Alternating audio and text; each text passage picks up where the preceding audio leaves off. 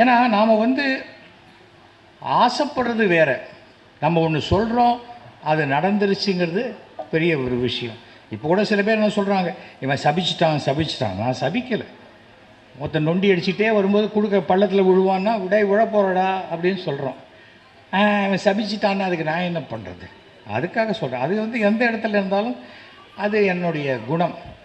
நான் இது ஒரு நான் வேலு அவர்கிட்டே சொன்னேன், இந்த கலைஞர் நூற்றாண்டு விழா ஃபங்க்ஷன் நடக்கும்போது எனக்கு ஏதாவது நான் ஒரு நாள் திடீர்னு நானே உங்கள் மேடையில் பேசிட்டு போகிறேன் பாருங்கள் அப்படின்னு. அதெல்லாம் வேணான்னு, நான் கூப்பிட்றேன் உங்களை கரெக்டாக வாங்க அப்படின்னு சார். ஏன்னா வேலு போன்றவர்களுக்கு கூட நாம் ஒருத்தரை அழைக்கிறது அவங்களுக்கு ஏதாவது தர்மசங்கடம் ஆகிடக்கூடாதுன்னு நினைக்கக்கூடிய நல்ல மனம் கொண்டவர் தான் வேலு போன்றவர்கள். எனக்கு ஸ்டாலின் அவர்கள் நல்ல நண்பர்னு சொல்லிக்கிறது எனக்கு பெருமை.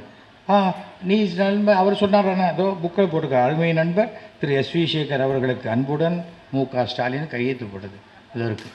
அதனால் இல்லை நான் இல்லாத சொல்லி நம்ம என்ன பண்ண போகிறோம்?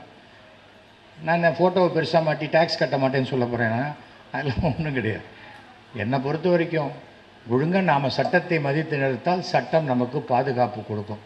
அந்த நம்பிக்கை எனக்கு இருக்கிறது. அந்த கலைஞர்கிட்ட கற்றுக்க வேண்டியதுங்கிறது பார்த்தா, அவர் புக்கை படித்தாலும் சரி, அவருடைய பேச்சுக்களை பார்த்தாலும் சரி, கற்றுக்கிட்டே இருக்கலாம் லைஃப்பில்.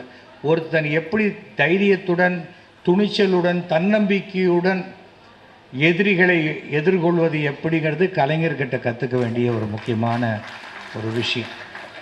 ஒரு கலைஞனாக இன்றைக்கி இந்தியாவிலேயே மிகப்பெரிய கலைஞர்னால் அவர் ஒருத்தர் தான், வேறு யாருமே கிடையாது.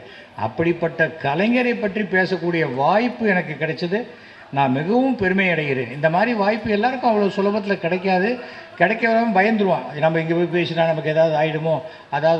அதெல்லாம் பயப்படுற ஆள்லாம் நான் கிடையாது. நான் எது உண்மையோ அதை பேசக்கூடியவன். அது என்னை பிடிக்காதவங்களுக்கும் அது தெரியும். பலகீனங்கள் இல்லாதவன். அதனால் என்னை வீடியோ எடுத்துருவாங்க, ஃபோட்டோ எடுத்துருவாங்கங்கிற பயம்லாம் எனக்கு கிடையாது.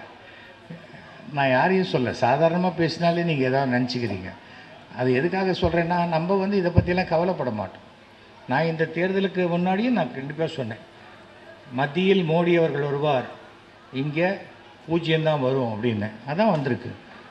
ஏனென்றால் உழைப்பு இருக்கணும். நம்ம வெற்றி பெறணும் பொது வாழ்க்கையில்னா மக்கள்கிட்ட போகணும். அடித்தட்டு மக்கள் வரைக்கும் நம்ம போய் சேரணும். சேரலைன்னா ஏசி ரூமில் உட்காந்துக்கிட்டு இருந்தால் மேக்ஸிமம் ஃபைனான்ஸ் கம்பெனி தான் நடத்த முடியும். அதை நம்ம தெரிஞ்சுக்கணும். அதுக்காக